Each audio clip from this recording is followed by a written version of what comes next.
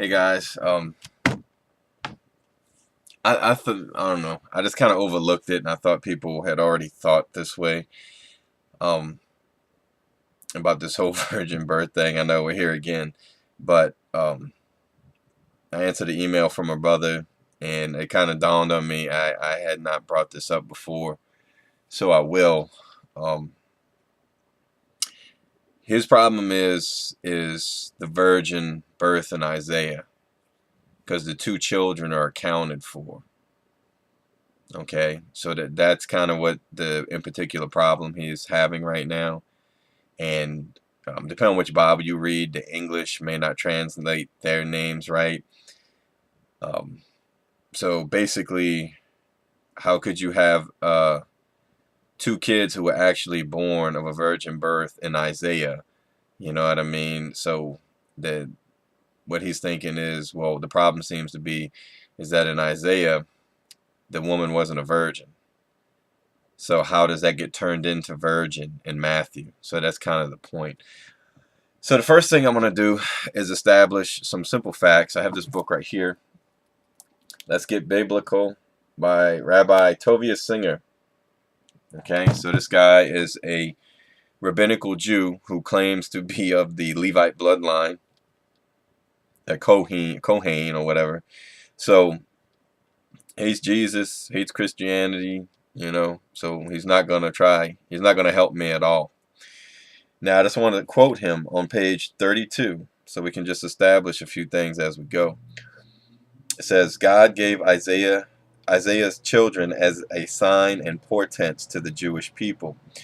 Names of Isaiah's son, Shar, Yashuf, and Emmanuel, are signs to the Jews.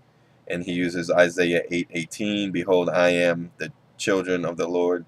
Behold, I am the children of the Lord gave me the signs and portents in Israel, from the Lord of hosts who dwells in Mount Zion. And then the other side of that page, he has a chart.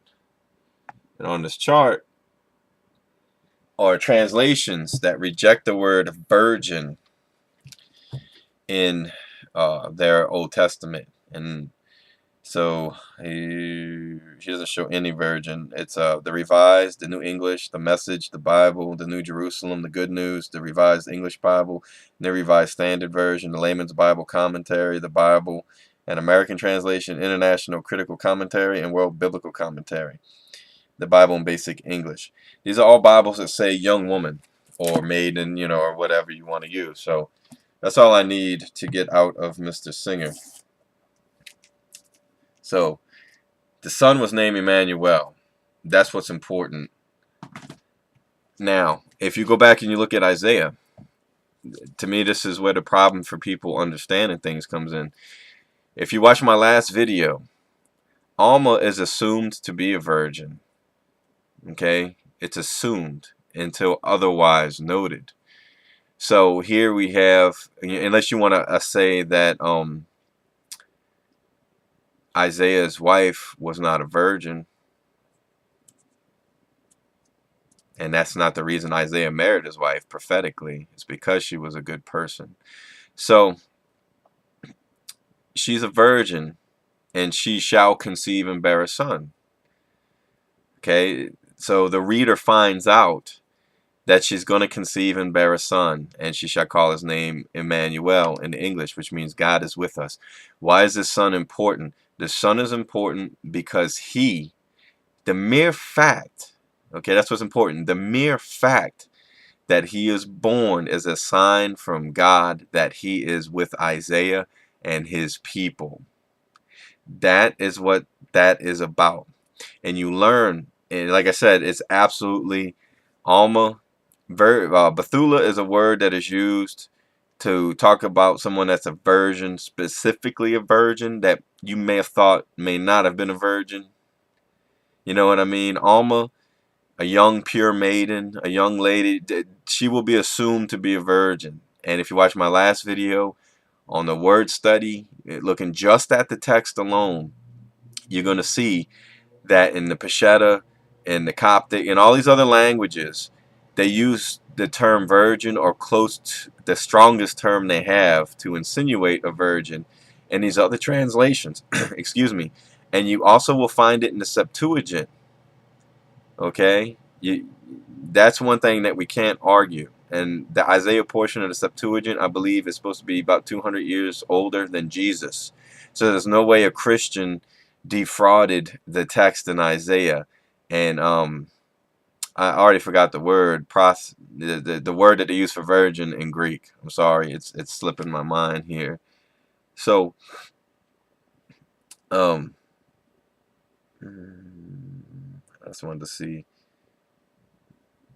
what that word was because it's messing me up now. My brain just turned off. Bear with me 1 second. Parthenos, okay?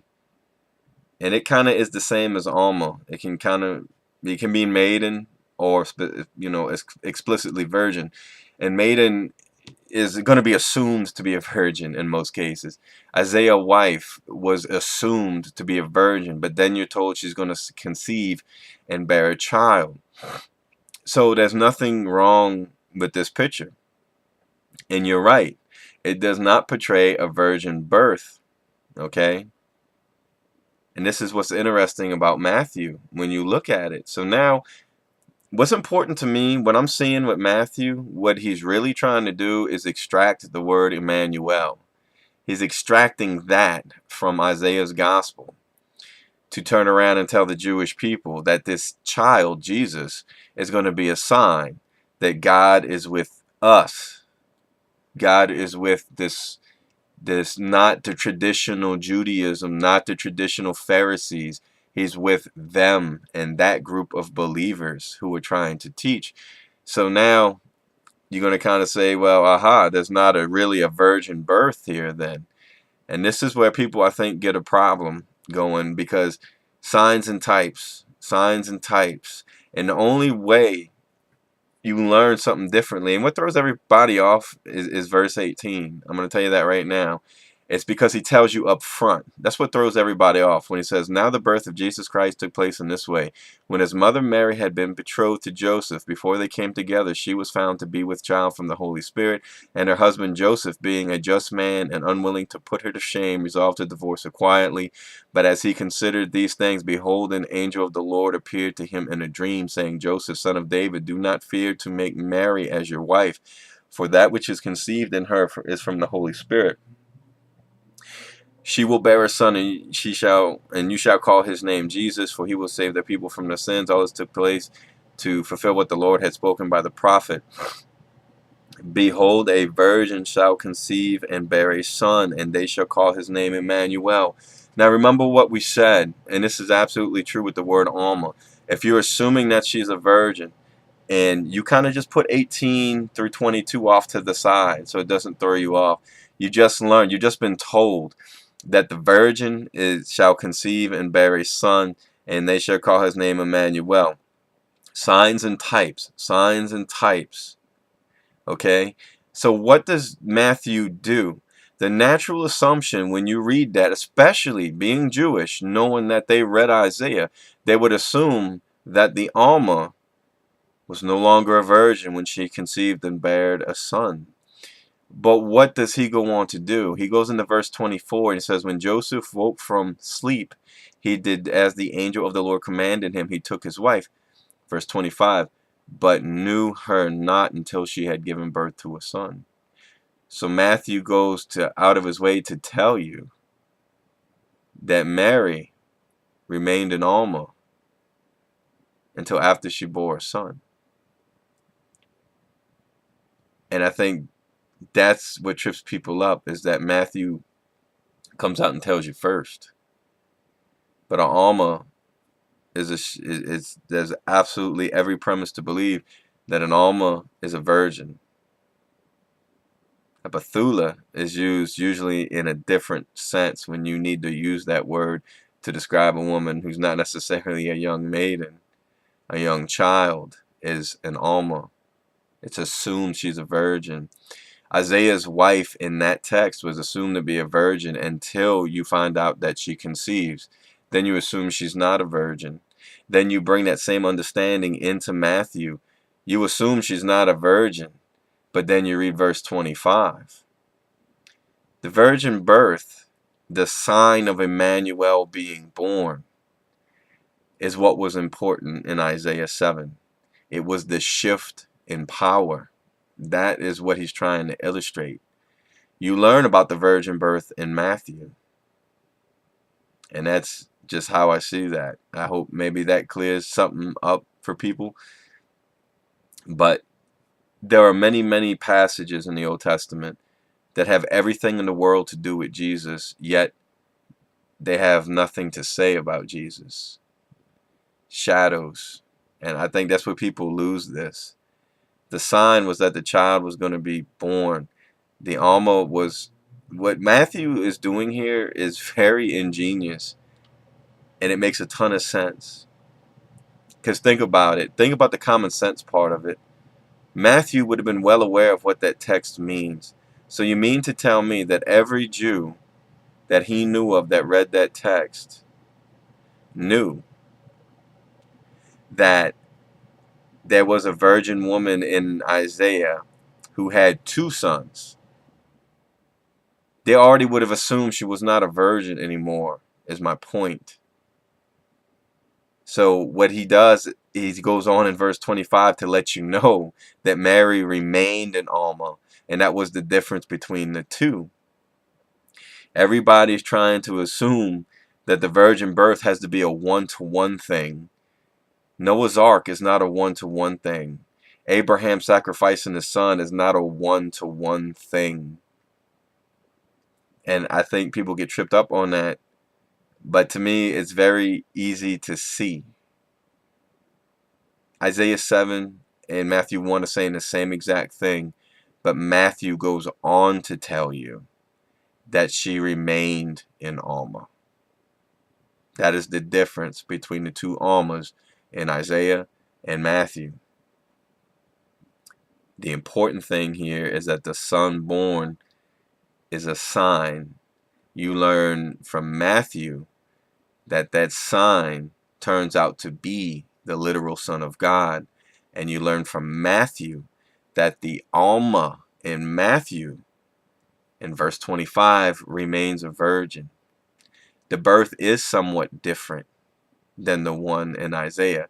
And I just assumed everybody just kind of knew this. I didn't realize that, people were trying to shove a virgin having two sons and a virgin having one son into the text. So maybe that will help you understand that. It's the same, but it's broader in Matthew. He goes on to point out she is still in Alma. That's what that means when he says that Joseph knew her not until the son was born. And when we read verse 18 through 22, I think it throws people off. I think the mere fact he discloses this first messes people up. If you skip over that and you behold, all this took place to fulfill what the Lord had spoken. Behold, a virgin shall conceive and bear a son. When you think of Isaiah, you're thinking, okay, she got pregnant and she was no longer a virgin and she bore a son. That's and then he goes on to tell you in 25, oh, by the way, Joseph never slept with her. So you see how he expands on that sign and that shadow and type in the Old Testament, how he expands on that, because it is true. He was called Emmanuel in that sense. He was, God is with us. He was saying God was with these people and we should listen to them, just like he was in Isaiah. So maybe that clears some things up for you guys. Maybe it doesn't. Maybe it makes things worse. I don't know. But I'm going to take me a break for a little while. Anyway, God bless. I hope that all this finds you well. And remember, brothers, no matter what it is you believe about issues like this, to remain brothers and to not let understandings of certain smaller things get in the way of true fellowship. God bless.